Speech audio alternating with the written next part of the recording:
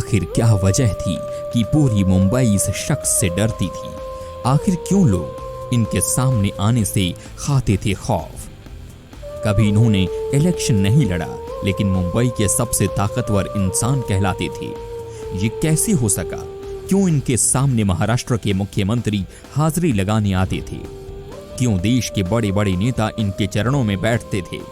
उन्होंने न ही कोई राजनीतिक पद स्वीकार किया, फिर भी महाराष्ट्र की राजनीति में अहम भूमिका निभाते रहे। कैसे बने बाला साहेब ठाकरे मुंबई के सरकार? आज हम आपको देंगे इसकी पूरी जानकारी। आप बने रहिए हमारे साथ। लेकिन दोस्तों, सबसे पहले हम आपको बता दें कि मरने से ठीक पहले बाला साहेब ठाकरे ने जो बयान दिया था वो आज भी लोगों के कानों में गूंज रही है। बाला साहेब ठाकरे ने कहा था, मुझे 2 महीने के लिए देश की सेना दे दो, मैं देश को बदल कर रख दूंगा। कई बयानों पर ताली बजती थी तो कई ऐसे भी बयान थे जिसे सुनने के बाद लगता था कि क्या वाकई में बाला साहेब ठाकरे पूरे देश की बात करते हैं। कई बार उन्होंने अपना निशाना बिहार और उत्तर प्रदेश के मजदूरों को बनाया। अगर आपको याद हो तो बाला साहेब ठाकरे ने ही उत्तर भारतीय लोगों के लिए एक अभियान मुंबई में चलाया था जिसका नाम था बजाओ पुंगी भगाओ लुंगी। इसका मतलब था कि उत्तर भारतीय लोगों को मुंबई से भगाओ। हद तो तब हो गई जब उनके इशारों पर बिहार से आए स्टूडेंट्स को मुंबई रेलवे स्टेशन पर बस इस बात के लिए पीटा गया क्योंकि वो बच्चे रेलवे सिलेक्शन बोर्ड का एग्जाम देने मुंबई आए थे। उन्हें इतनी बुरी तरह मारा गया था कि कई इस हालत में भी नहीं थे कि वो वापस अपने घर आ सकते। आखिर ये समझना बड़ा मुश्किल था कि बाला साहेब ठाकरे क्यों इस तरह की राजनीति करते थे। क्या देश के बाकी हिस्सों में जाना देशवासियों के लिए अपराध था? क्या गरीब ऑटो रिक्शा वाले को प्रताड़ित कर उन्हें धमकाकर बाला साहेब की राजनीति थी? क्या नॉर्थ इंडिया के लोगों को मुंबई से भगाना ही इनकी सबसे बड़ी राजनीतिक ताकत थी? ये बात सच थी कि कई लोग उनके द्वारा दिए गए भाषणों के कायल थे। वो जब भी स्पीच देते थे कभी भी स्क्रिप्ट का इस्तेमाल नहीं करते थे।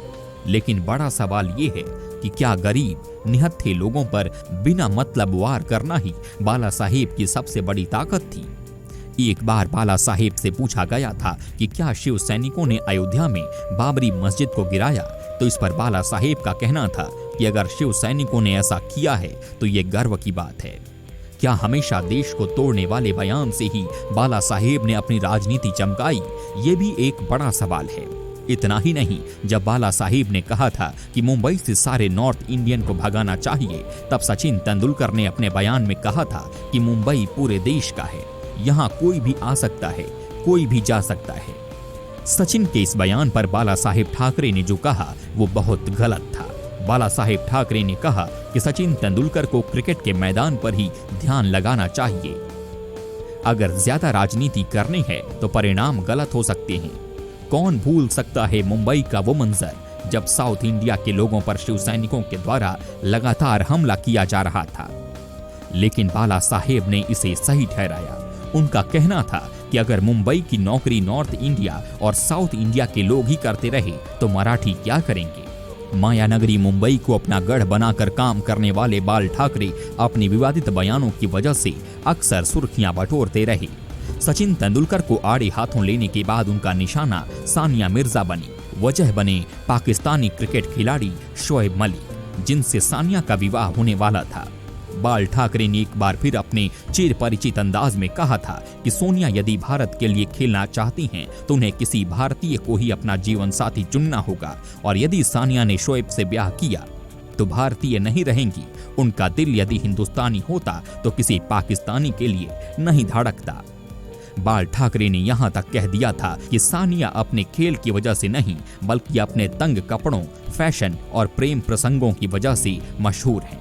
साल 2010 में बाल ठाकरे ने क्रिकेट को बचाने के नाम पर इंडियन प्रीमियर लीग पर प्रतिबंध लगाने की मांग की। तब बाल ठाकरे ने अपने बयान में कहा था कि आईपीएल कमिश्नर ललित मोदी और पूर्व केंद्रीय मंत्री शशि थरूर ने क्रिकेट की जेंटलमैन्स गेम वाली छवि खराब की है और आईपीएल पर प्रतिबंध लगाकर ही क्रिकेट को बचाया जा सकेगा। आपको याद होगा कि बाला साहेब ने यहाँ तक कह दिया था कि अगर कोई पाकिस्तानी खिलाड़ी आईपीएल में खेलेगा तो उस मैच को वो मुंबई शहर में नहीं होने देंगे। वो बड़े थे, कड़क बयान देने के लिए जाने जाते थे, इसी वजह से पाकिस्तान के क्रिकेट खिलाड़ियों को इंडियन प्रीमियर लीग में शामिल करने की बात चली तो अभिनेता और कोलकाता नाइट राइडर्स के सह मालिक शाहरुख खान ने इस बात का समर्थन किया। इसी वजह से बाल ठाकरे ने शाहरुख खान को आड़े हाथों ले लिया। बाल ठाकरे ने तब कहा था कि शाहरुख खान को निशाने पाकिस्तान से नवाजा जाना चाहिए।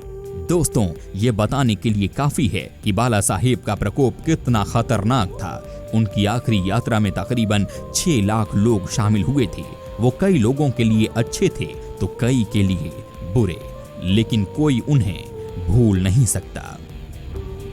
दोस्तों, उम्मीद करते हैं आपको हमारा ये एपिसोड अच्छा लगा होगा। अगर आप चैनल पर नए हैं तो चैनल को जरूर सब्सक्राइब कर लीजिए